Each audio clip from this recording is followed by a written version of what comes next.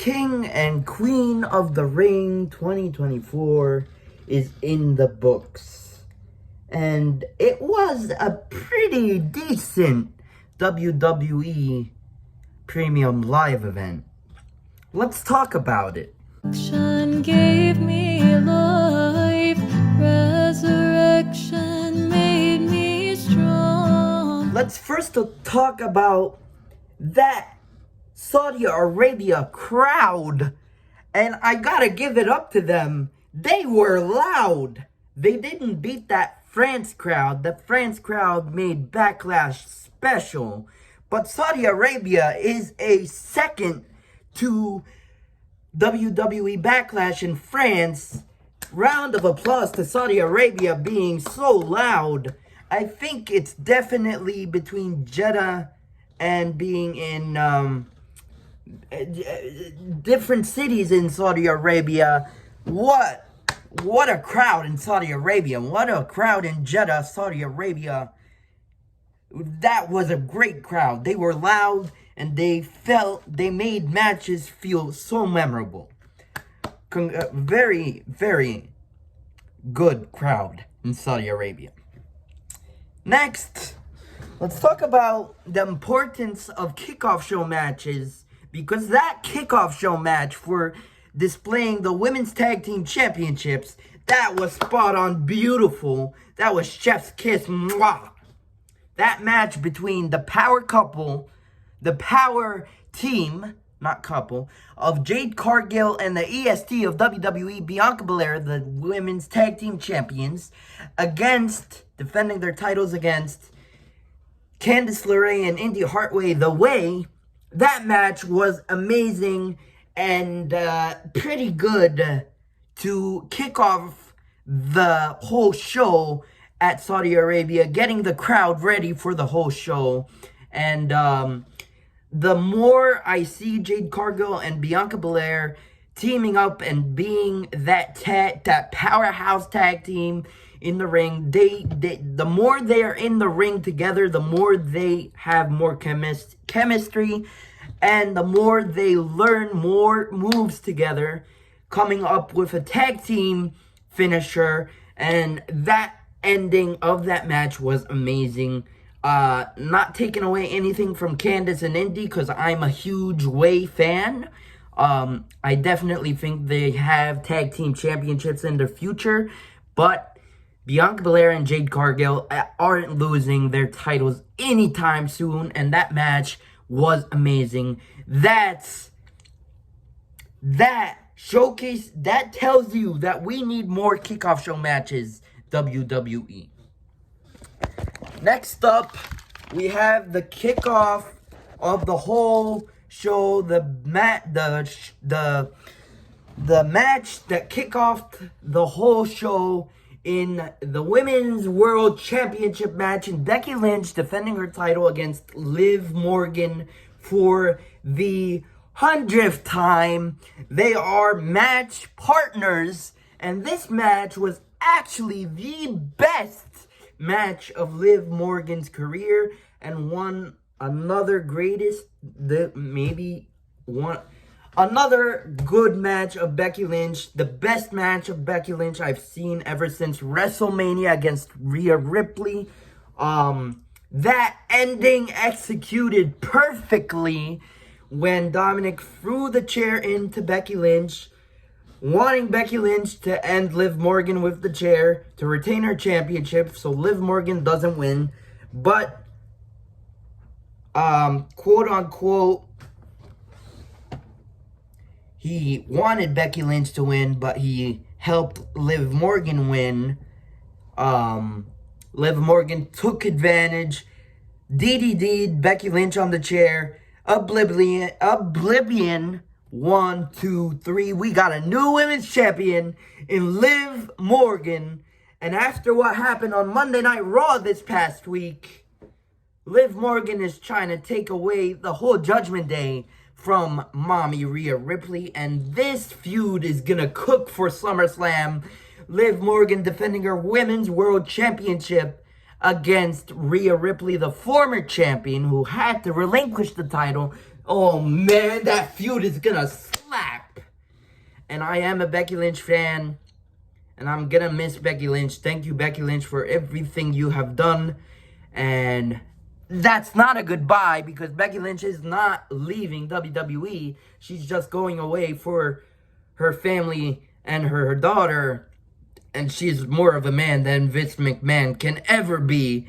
But that match was a pretty good match, I'm not gonna lie. The next match actually slapped and might even be my favorite match of the night. The triple threat match for the Intercontinental Championship. Sami Zayn defending against Bronson Reed.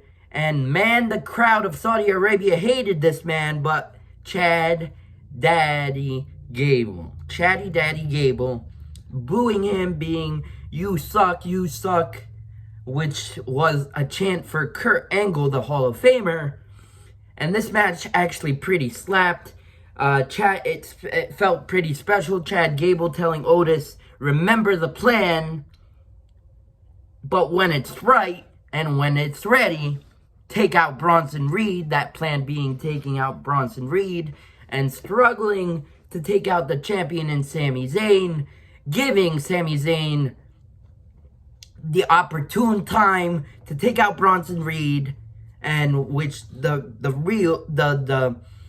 planned person to take the pin in Bronson Reed, because I think what they're planning is at SummerSlam, Chad Gable, or somewhere down the line, Chad Gable is gonna have his one-on-one match for the Intercontinental Championship, and that time Chad Gable's gonna win.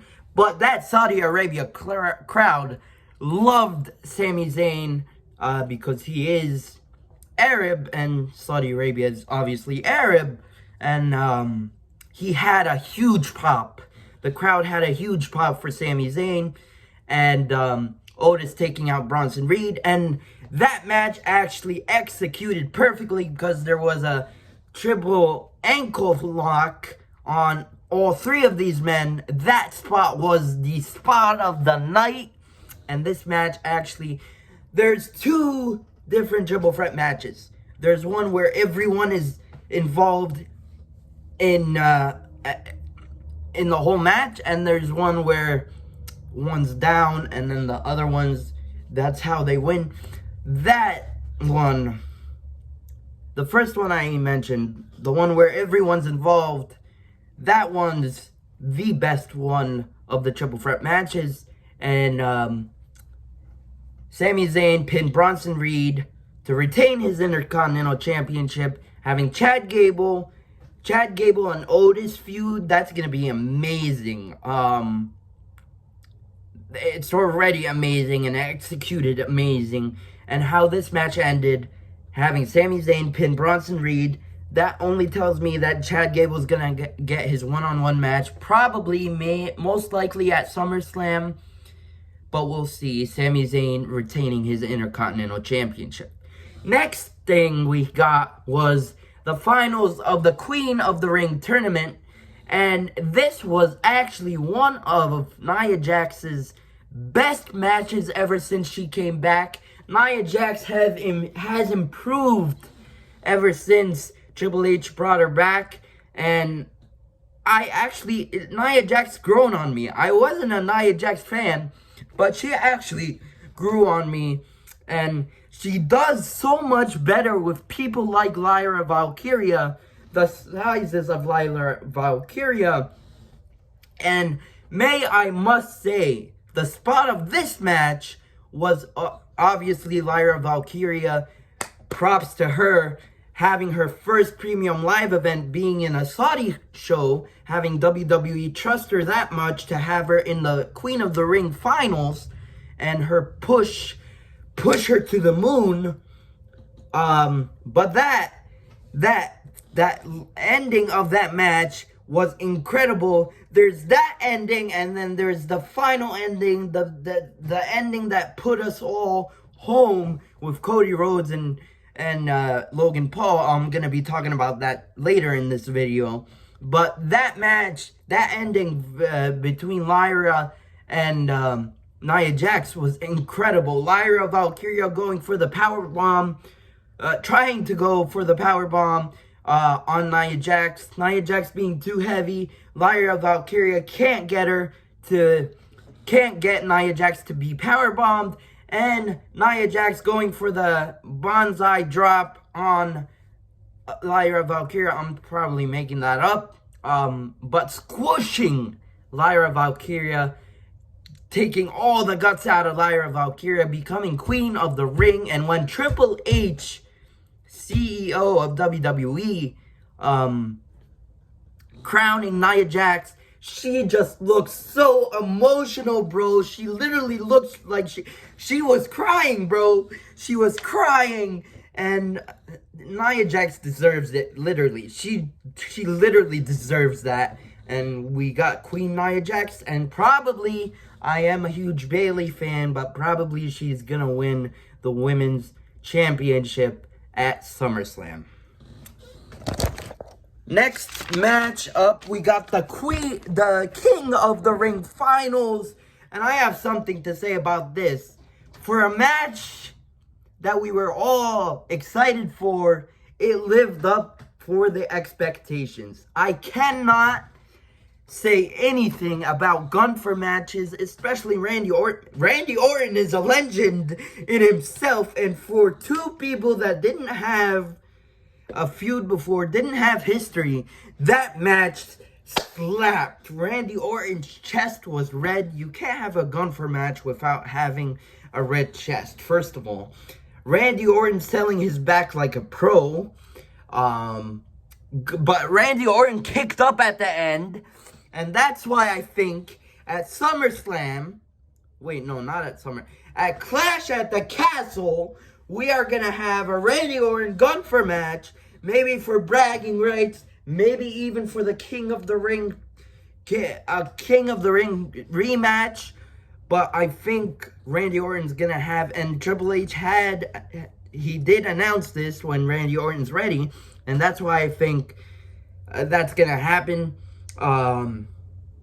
But Gunther is our King of the Ring. Randy Orton going for the RKO and selling his back like a pro. And that's where Gunther rolled him up and going for that 1, 2, 3. But Randy Orton has his shoulder up. That's why I cannot wait to see this rematch between Randy Orton and Gunther. They actually put on a classic for us for the King of the Ring finals. And Gunther, now we have the King General and King Gunther. And I actually can't wait to see the match between Gunther and Drew McIntyre. Most likely Drew McIntyre, unless CM Punk is going to cost Drew McIntyre at Scotland for Clash at the Castle. But Gunther is King General. And the